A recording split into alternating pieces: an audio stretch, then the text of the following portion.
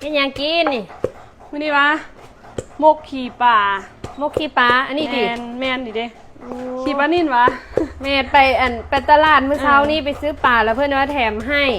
เพิ่นบอกเฮ็ดคลิปลงให้เบิ่งเด้อเพิ่นว่าบอกถามเบิ่งเด้อไปซื้อปลาน้ำเพิ่นตลอดแล้วเพิ่นแบบเห็นตลอดเพิ่นก็เลยแบบแถมให้เพิ่นเป็น FC อยู่ซั่นนี่เพิ่นสิรู้บ่ล่ะว่าลง2ลูกชายเคยนะก็น่าจะฮู้อยู่นั่นแหละตกแรงมากก็เฮ็ดแนวอยู่แนวกินไปถ่ายคลิปก็เฮ็ดแนวอยู่แนวกินกินมืดมื้อนี่ล่ะตกแรงมาใส่หยังแน่นั่นน่ะตำใส่หยังแน่ใส่ตะไคร้แล้วก็พริกแห้งแล้วก็หอมแดงตะไคร้พริกแห้งหอมแดงใส่จำนั้นติแม่นก็สิตำให้มันละเอียดก่อนค่อยมาใส่แล้วค่อยมาปรุงอีกเทื่อนึงมกขี้ปลาติแม่นจ้าน่ะปรุงวะปรุงใส่ปลาแดกนำติใส่หน่อยนึงใส่ดีกว่าโอ้โหให้เฮ็ดหยังนั่นน่ะบ่ได้ให้เฮ็ดหยังหอมแดงไปนึงแล้วก็ใส่ปลาแดกนิดนึงใส่ปลาแดกน้อยนึงใช่เยอะโอ้ปรุงแล้วจึงเอาไปค้างหม้อมันบอกแม่นปรุงแล้วเขาก็จะเอาไปเขาหม้ออันเขาอ้อใส่ใบตองกันน่าจะแซ่บแล้วมันน่าจะหอมเนาะนี่ล่ะอันหน้าเพิ่นฟ้าเฮ็ดจังซี่แหละน้ำมงนะเพิ่นบอกไว้เฮ็ดจังซี่นี่จังซี่แม่นแล้วก็ไปค้างไฟอ่อนๆไว้แล้วก็ใส่เอาใบอีตูมาใส่น้ำหน้าคือแล้วแม่นคือจบง่ายๆเดี๋ยวไปเฮ็ดไปมันสิแซ่บคือเราเฮ็ดบ่ล่ะจังวะมื้อนี้เราให้เฮ็ดนี่นึงข้าวแต่เว้นงั้นปกติจะให้น้ำมงเฮ็ดแต่มื้อนี้เราบอกว่าให้เฮ็ดเปิดไฟอ่อนๆจังซี่แม่นไฟอ่อนทิ่มไว้จังซี่ล่ะปล่อยไว้จังซี่ถ้ามันสุกบัดนี้ถ้ามันสุกก่อนปล่อยไว้จังซี่ล่ะเดี๋ยวมาเบิ่งตอนสุกเนาะโอเคสุกแล้วติใกล้แล้วแต่ว่ายังบ่สุกวันนี้เฮาก็สิใส่ใบตูให้มันหอมใบตูเบิ่งดูตอนสุกอันนี้เมนูนี้เนี่ยอาจจะมีพี่น้องหลายๆคนเนาะที่บ่กินแม่นบ่แต่ว่าเฮากินเนาะแต่ก็ขออภัยผู้ที่บ่กินนำเด้อจ้าพี่น้องแต่ว่าเฮามากินเนาะไทเฮือนนี่กินหมดทุกคนคุยข้าวเนาะแม่นบางคนเพิ่นก็อาจสิบ่กินเนาะเพิ่นบ่กินเพิ่นก็สิว่า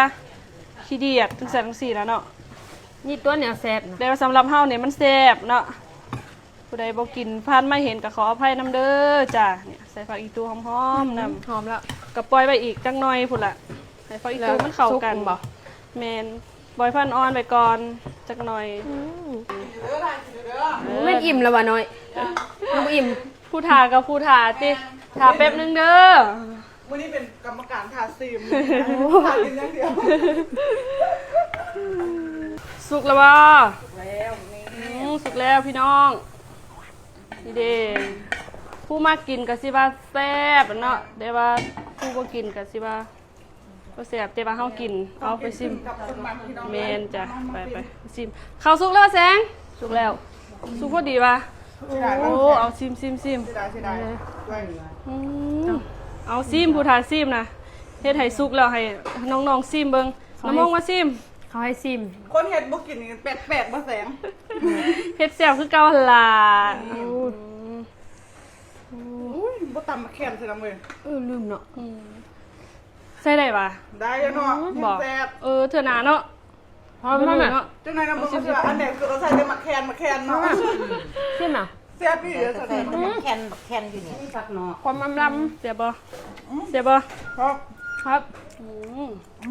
โมกี้ปลาพี่น้องเอ้ยผู้ใดแน่มากินนะห่อน